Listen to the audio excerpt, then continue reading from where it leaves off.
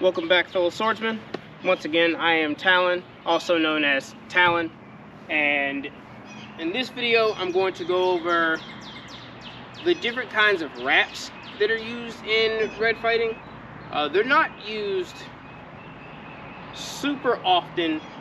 The longer your weapon gets, the longer these types of strikes take to actually throw, and the more dangerous they are to you as a fighter. Not necessarily real danger, but these attacks take more time.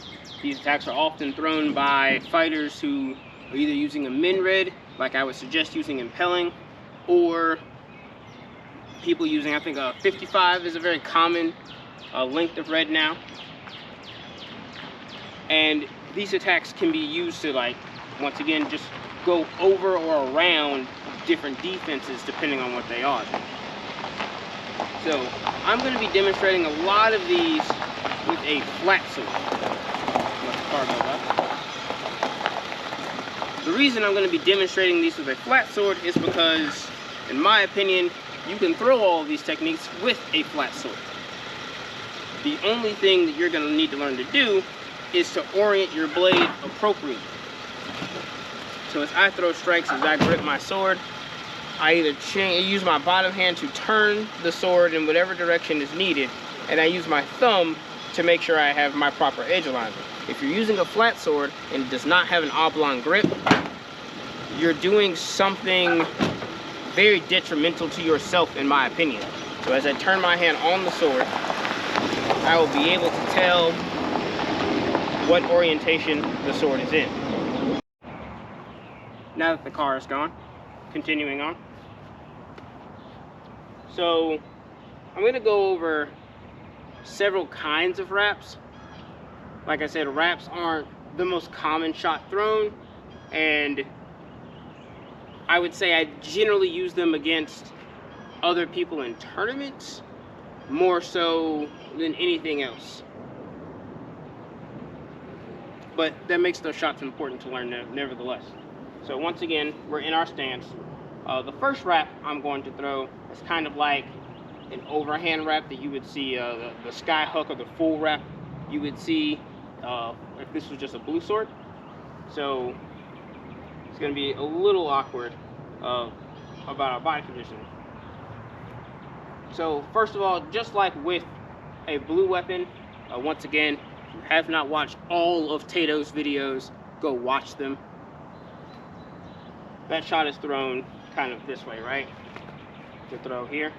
We're going to be doing a similar thing where we throw up. Our elbow and shoulder is going to come out, but because we have two hands on the weapon, it makes us feel like, oh, if I turn my hip this way, it feels awkward, right? We're actually going to turn our back foot and our back hip into this shot, as opposed to turning our front hip into this, correct? So that's how I would throw this shot. I would turn here, and I would turn my hand all the way over. You would use as if your thumb should be at the base, like just turned at the bottom of the strike. And by the time you turn all the way over, you strike. Same thing if I was going to throw this strike over here, it's going to feel a little bit more natural on that turn. So, boom, right? Whether you hike your foot up super high, I try not to do that as I'm pelling. Turn all the way over. I'm also turning, once again, turning my sword to meet this plane here. So I turn my sword so that I'm not hitting flat. So I turn my sword in that direction, throw that shot. The second shot is kind of like a flat wrap. Flat wrap, instead of, so where we have our basic chop angle, the flat wrap would come around in a sense. Here's a better look at the flat wrap angle. So a basic chop right is going to come here. A flat wrap is going to come here, so to speak, right? So as I'm looking to guard between me and you here, our point is here. Chop comes through this angle directly. Flat wrap kind of off angle, but it's still going to hit. And for a flat sword, it's actually very, very simple. All you're going to do is like cock your sword at a 45-degree angle, move your hands and arms slightly off the line of your attack, and then throw a chop. So chop in at that point. What I'm generally trying to do with this flat wrap-esque shot is swing around someone's hands. If I'm teaching them, oh, okay, cool, these, you're blocking these basic chops, and I'm going to step ever so slightly out, turn my sword out, put my arms out, and just come down directly on top of an arm and things of that nature. And if you've ever been armed in a red sword duel, you know it sucks. The last one I'm kind of going to shotgun at you is what people would generally see as a dark side.